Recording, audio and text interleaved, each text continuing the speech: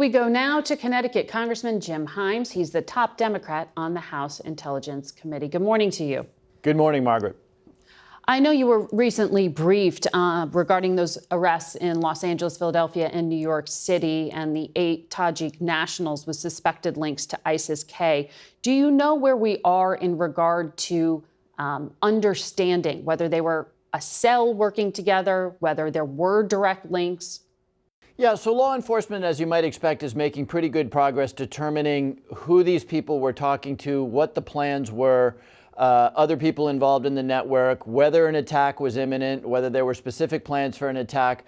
And this isn't new, right? In other words, as you know, shortly after these individuals entered the United States, not stopped because there was no derogatory information on them at the time, very quickly some derogatory information was developed.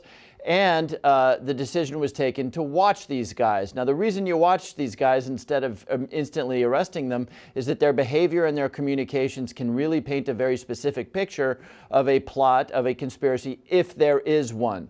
Obviously, they took the decision at one point that the risk reward there was such that they made these arrests. But of course, they continue to work to understand whether there were plans, and if so, who else might have been involved. So it sounds like intelligence is still being gleaned from these 8 individuals. So how can we say there is no active threat? Well, Margaret, we can never say there is no active threat. There is always a baseline threat of a terrorist act in the United States. There is absolutely nothing we can do to change that fact. So you can never say that there is zero risk. What you can do is you can look at the period of time since 9/11, the tragic attack on 9/11, and say how many Americans have actually died in a terrorist attack engineered by foreigners. And the answer to that question is vanishingly small. Our people are very, very good, but you can never have zero risk of a terrorist attack. Would you support a public hearing with the intelligence chiefs to lay out the facts as we know them? I know Director Wray said we are at the highest possible level of threat right now.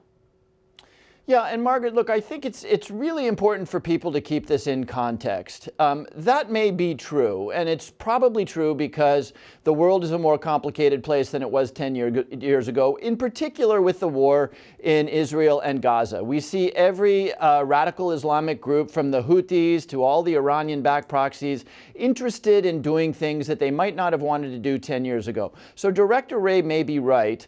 And in fact, I think our intelligence agencies and law enforcement are on alert in a way they haven't been in a very long time. And look, the Tajik story is a success story. They were arrested. They did not conduct a terrorist attack. Your Republican colleague, Mike Turner, was on this program a few weeks ago, and he said, quote, "We have terrorists that are actively working inside the United States that are a threat to Americans." Is that an accurate characterization? And if so, why not? Well, the Tajik case is, as far as I know, the only case that we have been briefed on the Intelligence Committee of our intelligence community, our law enforcement community, following people that we think could be involved in a plot. I'm certainly not aware of other situations like that. Now, it is almost certainly true in a country of 350 million people that there are some people out there who are thinking about undertaking acts of violence. We see a lot of violence in this country. Most of it is domestic. Most of it is not related to transnational terrorism. But again, you asked earlier about a public hearing around the facts here. Yeah. And I didn't answer it directly, so I'll answer it directly right now. We're probably not at that stage because of what we started talking about, which is the absolute necessity of law enforcement really understanding the full contours of that Tajik group and doing the work that they need to do, which is best done in secret. In terms of what's happening and the connection to the southern border, President Biden said at the debate on Thursday, quote, "I'm not saying no terrorist ever got through." So he seems to be acknowledging this unknown element here. Do you think the intelligence community has the resources they need right now to deal with the threat and the vulnerability at the border? Of course, a border in which people are entering and we don't know who they are is a risk. No question about it.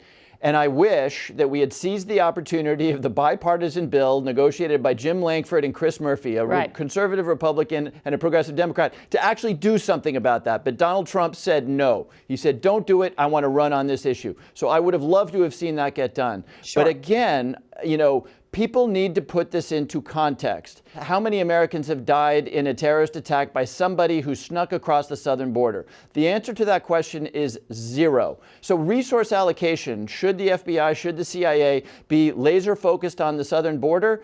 I don't know. Clearly, it is a risk and a vulnerability. But, a lot of these plots we pick up because of our collection ability abroad. So you think the resources are adequate to intelligence collection abroad? Well, I think if you had the head of the FBI or any of the people who are involved in this effort, they would say we could really use more resources, right? But one of the challenges we have that we haven't talked about, Margaret, is remember that for a decade now, more than a decade, we've been talking about the pivot to China.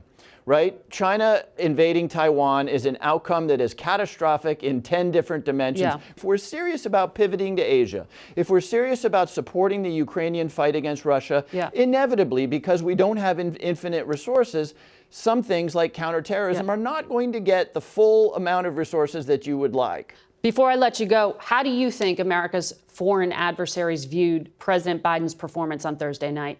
I suspect that, pretty much everybody watched that debate and thought that the president did not perform the way we would have liked to have seen him perform. However, I've spent time around 3 different presidents, Margaret, and I will tell you that the president's job is enormously hard and involves all kinds of things, none of which are standing and doing a debate for 90 minutes on TV. The president's job involves passing legislation. I would hope that people would compare this president's record in that regard with the last president's record. Being quick on your feet is kind of involves important setting to the job. a tone. Well, yeah. And again, I think he's acknowledged and the vice president acknowledged that that was not the performance we were looking for. But I'm not so cynical as to believe that the American people are going to choose a president based on a 90-minute debate rather than a 4-year record of startling legislative achievements and of setting a tone that the rest of the world says, wow, America is back to the decent leader that we used to believe that it was prior to the Trump administration. Congressman Himes, thank you for your time this morning.